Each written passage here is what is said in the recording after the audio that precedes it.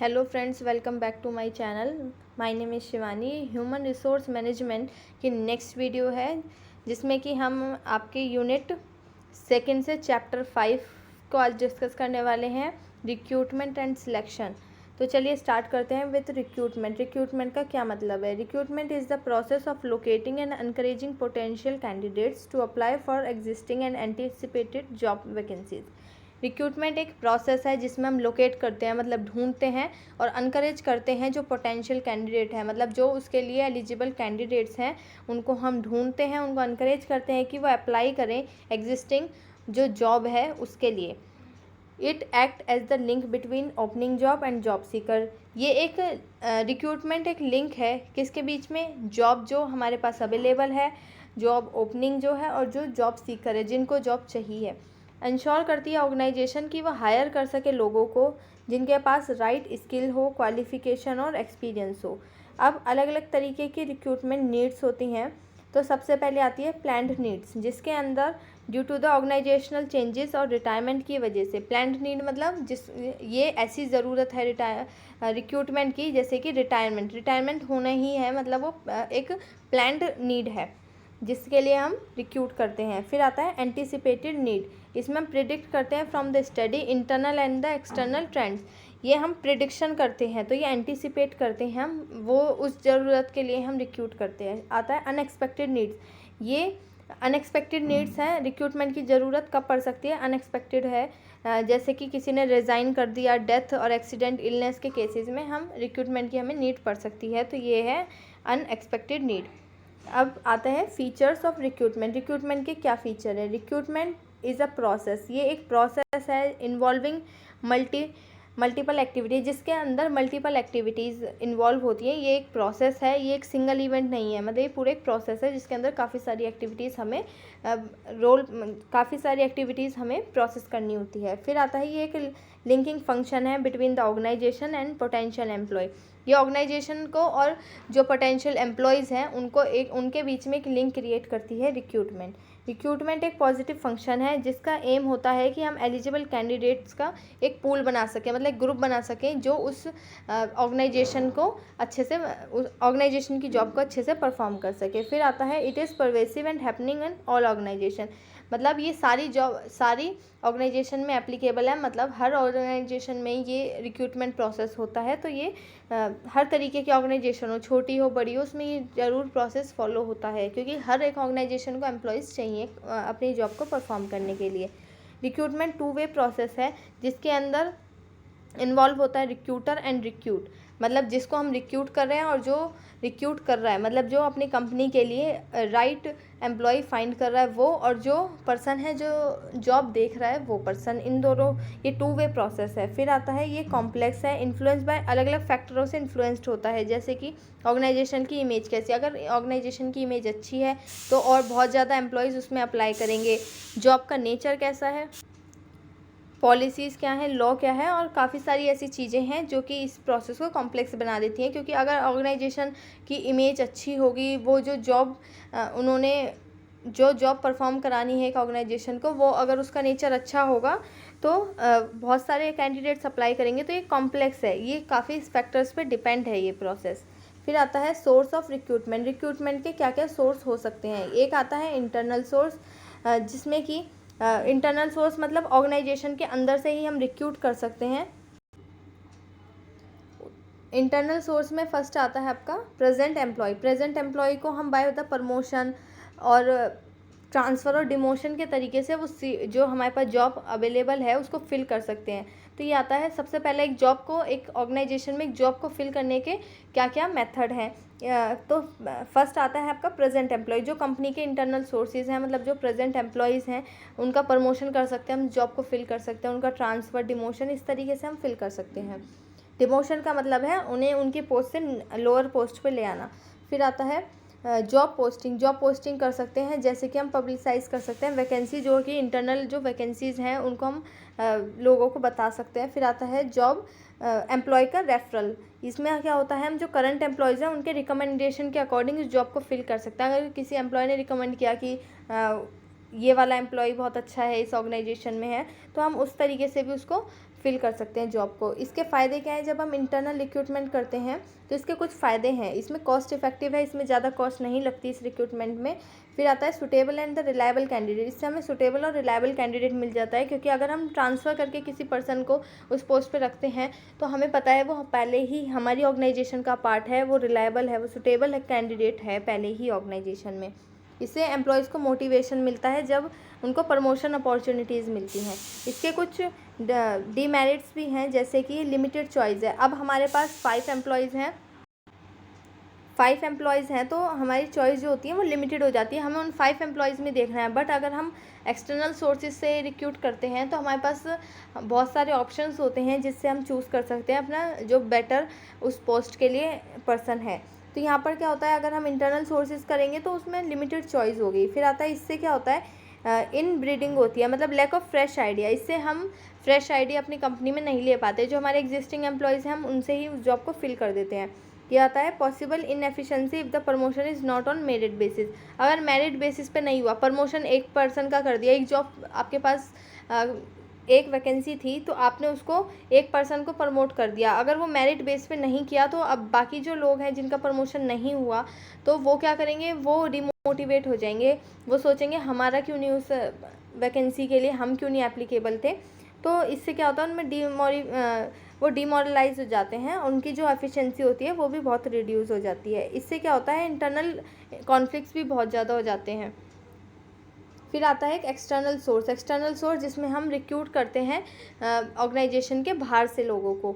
ये आता है डायरेक्ट रिक्रूटमेंट। हम डायरेक्ट रिक्रूटमेंट कर सकते हैं, मतलब जैसे कि नोटिस हम फैक्ट्री गेट पे, इस पे क्या करते हैं, हम नोटिस लगा देते हैं अपने फैक्ट्री के ऑर्गेनाइजेशन के गेट पे और इससे हम रिक्रूट कर सकते हैं। फिर आता है casual callers and unsolicited application. इसमें क्या होता है, कैजुअल कॉलर में हम वॉक इन और अनसॉलिसिटेड रिज्यूमे लेते हैं, मतलब इसमें कैजुअल हम कॉल करते हैं, पूछते हैं कि आपको जॉब की ज़रूरत है तो आप वो वॉक इन इंटरव्यू हम उनका ले लेते हैं, ऐसे ही रिज्यूमे हम इनवाइट कर लेते हैं, उन बेसिस पे हम पर्सन को सिलेक्ट कर लेते हैं। फिर आता है मीडिया एडवर्टाइजमेंट भी एक तरीके का एक्सटर्नल सोर्स है, जिसमें हम न्यूज़पेपर और ट्रेड जर्नल में अपनी जॉब वैकेंसीज पोस्ट करवा देते हैं, और अगर किसी कैंडिडेट्स को लगता है कि वो इसके लिए एप्लीकेबल है तो वो अप्लाई कर सकता है। फिर आता है एम्प्लॉयमेंट एजेंसी।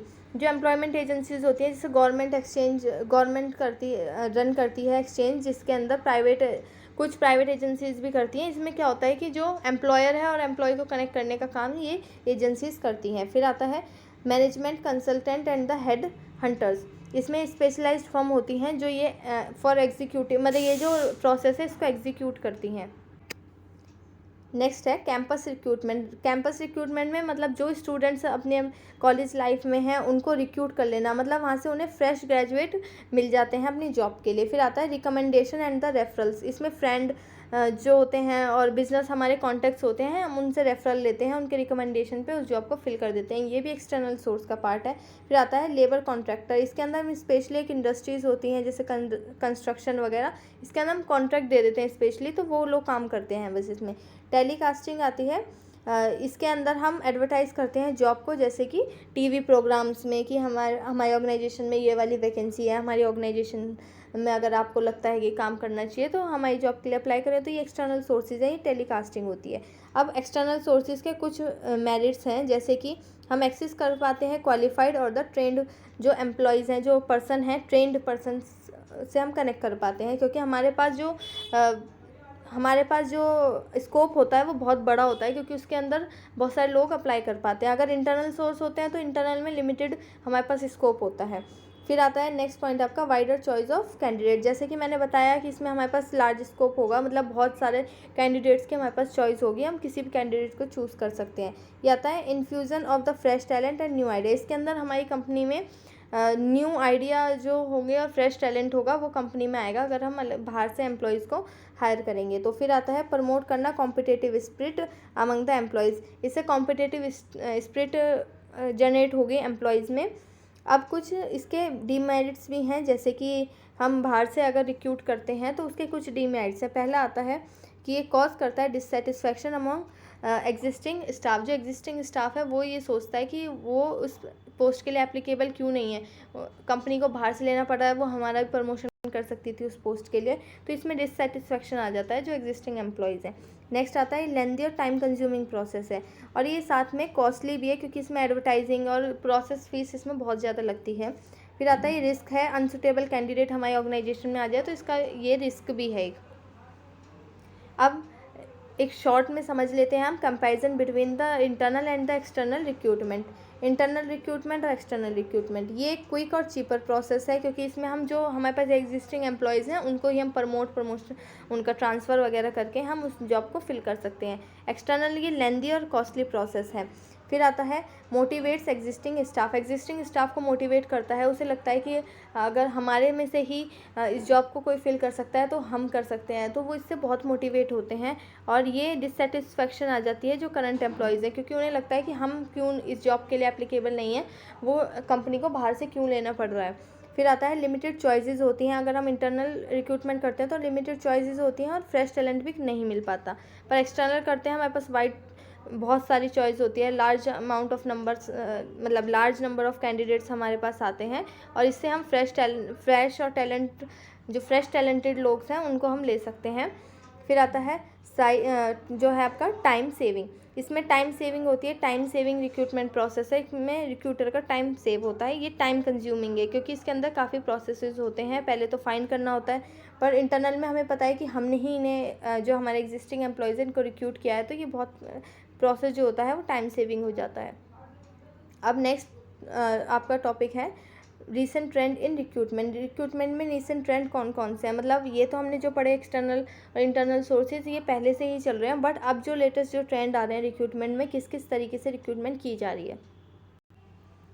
फर्स्ट मेथड आता है, जो फर्स्ट ट्रेंड है रिक्रूटमेंट का, वो है आपका आउटसोर्सिंग, मतलब जिसे लीजिंग ऑफ ह्यूमन रिसोर्स भी कहते हैं। आउटसोर्सिंग क्या होता है, जिसमें कंपनी हायर करती है एम्प्लॉयज़ को थ्रू द आउटसोर्सिंग फर्म। जो आउटसोर्सिंग फर्म है, मतलब बाहर जो फर्म है, rather than directly employing them, उन्हें एम्प्लॉय डायरेक्टली नहीं देती, वो क्या करती है आउटसोर्सिंग करती है, मतलब बाहर किसी कंपनी को जो जिसका यही काम है कि वो रिक्रूट करके पर्सन्स देती है, तो उनको हायर कर लेती है, उनसे कहती है कि हमें 50 एम्प्लॉयज़ चाहिए अपने ऑर्गेनाइजेशन के लिए, तो वो उनके बेसिस पे रिक्रूट करती है। ये आउटसोर्सिंग फर्म जो होती है एम्प्लॉय करती है वर्कर्स को और लीज करती है उनको, क्लाइंट जो कंपनीज होती हैं उनको प्रोवाइड कर देती हैं वो वर्कर्स। क्लाइंट जो पे करता है उन्हें आउटसोर्सिंग फर्म को, और पे करता है वर्कर्स को, जो आउटसोर्सिंग फर्म फिर वर्कर्स को पे करती है। तो जिसमें कि सबसे पहला इसका शॉर्ट में ये है कि किसी भी कंपनी को अगर 50 एम्प्लॉयज़ चाहिए तो वो आउटसोर्सिंग का एक मेथड अडॉप्ट कर सकती है, जिसमें वो आउटसोर्सिंग कंपनी जो फर्म्स होती हैं उनको वो बोलती हैं कि हमें 50 एम्प्लॉयज़ चाहिए, तो वो 50 एम्प्लॉयज़ आउटसोर्सिंग फर्म कंपनी में उस पोस्ट को फिल कर देती है। अब इसके अंदर जो क्लाइंट है, मतलब जो हमारी ऑर्गेनाइजेशन है, वो आउटसोर्सिंग फर्म को पेमेंट करती है, और जो आउटसोर्सिंग फर्म है वो एम्प्लॉयज़ को पेमेंट करती हैं जो एम्प्लॉयज़ उसने रिक्रूट करे हैं। इसके क्या फ़ायदे हैं, ये no need for long term HR planning, इसके अंदर HR प्लानिंग की ज़रूरत नहीं है। उसके बाद ये अवॉइड करते हैं, avoid industrial relationship issues since workers are not companies, मतलब इसमें क्या होता है कि ये इंडस्ट्रियल जो रिलेशनशिप है उसको ये अवॉइड करते हैं, क्योंकि इसमें क्या होता है बहुत सारे इश्यूज़ होते हैं, जैसे कि अब वो जो एम्प्लॉयज़ हैं कंपनी के लिए काम कर रहे हैं, बट वो कंपनी का पार्ट नहीं है, वो आउटसोर्सिंग फर्म का पार्ट है, क्योंकि आउटसोर्सिंग फर्म ने उन्हें रिक्रूट किया है, वही उन्हें सैलरी पे कर रही है, वो काम कंपनी के लिए कर रहे हैं, बट वो है पार्ट किसके, आउटसोर्सिंग फर्म के। तो flexibility to terminate workforce quickly after project completion, जैसे ही वो 50% जो फर्म ने हायर किए थे, तो अगर जैसे ही उनका वो टास्क कंप्लीट होता है तो वो उनका जो फ्रिक्वेंटली टर्मिनेट कर दिए जाते हैं वो, तो ये बहुत ज़्यादा एक फ्लेक्सिबल होता है, तो इसलिए वो इसके कुछ डिसएडवांटेज भी हैं। फिर आता है पोचिंग एंड रेडिंग, इसके अंदर आता है hiring skilled employ from competitor by offering better pay और कंडीशंस।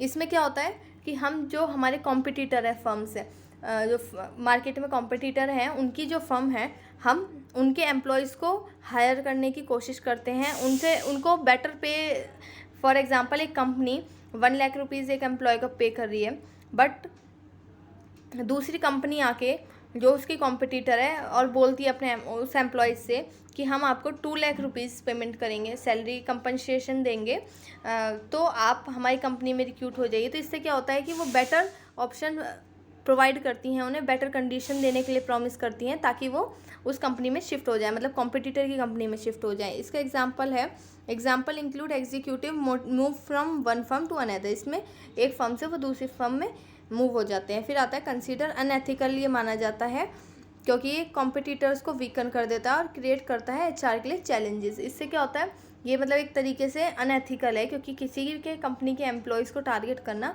अनएथिकल आता है। फिर आता है वेबसाइट और e recruitment, use of internet to advertise vacancies and receive application by the email and the online portal.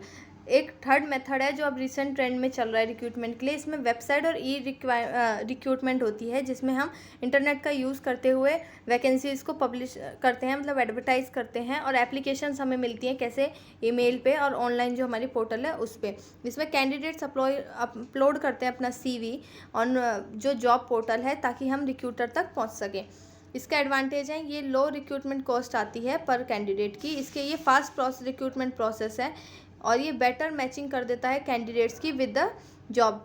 कि अगर हमने ऐसे डाल दिया कि हमें इतने ईयर्स का एक्सपीरियंस चाहिए तो वही कैंडिडेट्स में अप्लाई कर पाएंगे, तो ये क्या करता है कि बेटर मैचिंग देता है कैंडिडेट्स को जो जॉब में ज़रूरत है।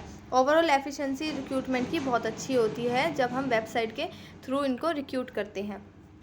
अब आते हैं रिक्रूटमेंट प्रैक्टिस इन इंडिया के अंदर कौन सी रिक्रूटमेंट प्रैक्टिस जो बहुत ज़्यादा फेमस है, जो कॉमन है, वो कौन सी हैं, जो इंडिया में किस तरीके से रिक्रूट किया जाता है कंपनी में पर्सन्स को। तो कॉमन रिक्रूटमेंट सोर्सेज हैं इंडिया में इंडस्ट्रीज़ में। फर्स्ट आता है इंटरनल सोर्सेज, जैसे प्रमोशन अभी हमने डिस्कस किया था, प्रमोशन ट्रांसफ़र इंटरनल सोर्सेज से हमारे इंडिया में ज़्यादा से ज़्यादा रिक्रूटमेंट होती है। फिर आता है पब्लिक एम्प्लॉयमेंट एक्सचेंज, जिसमें गवर्नमेंट रन करती है वो पोर्टल, जिसमें पब्लिक अपना रजिस्ट्रेशन करती है और जो एम्प्लॉयर होता है वो अपनी जॉब वैकेंसीज इसमें अपलोड कर देता है इस पोर्टल पे। तो इससे जो कैंडिडेट है और एम्प्लॉय, ये दोनों के बीच में लिंक बन पाता है और एम्प्लॉयर को अच्छी स्किल्स मिल जाती हैं, कैंडिडेट को जॉब मिल जाती है। फिर आता है कैंपस रिक्रूटमेंट, ये भी बहुत कॉमन मेथड है जिससे कि हमारी इंडिया के अंदर रिक्रूटमेंट हो रही है, जो कि है हाई फ्रेश ग्रेजुएट, मतलब ये हायर कर लेती है जो फ्रेश ग्रेजुएट्स हैं, मतलब कॉलेज जो इंस्टीट्यूट्स होते हैं आपके एजुकेशनल इंस्टीट्यूट्स कॉलेजेस, उनमें से ये जो ग्रेजुएट कर रहे हैं बच्चे या अभी पास आउट होने वाले हैं तो उनको रिक्रूट कर लेती है। तो ये होता है कैंपस रिक्रूटमेंट। फिर आता है एग्जीक्यूटिव सर्च इंजन, ये हेड हंटर्स होती हैं, रिक्रूट करती हैं हाई लेवल जॉब्स के लिए।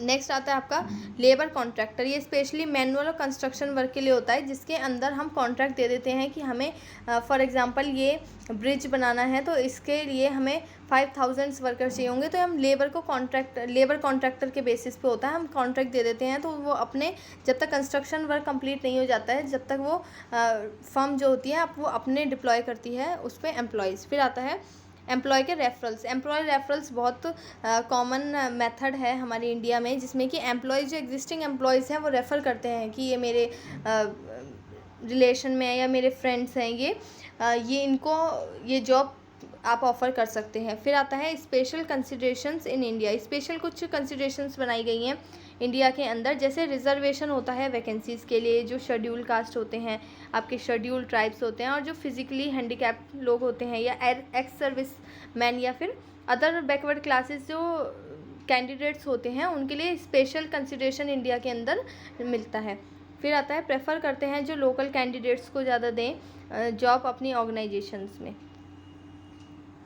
ये जो नेक्स्ट टॉपिक है हम नेक्स्ट वीडियो में कवर करेंगे। तब तक के लिए thank you for watching this video. अगर आपको ये वीडियो अच्छी लगी हो तो इसको लाइक करें और मेरे चैनल को सब्सक्राइब करें नेक्स्ट वीडियो के लिए।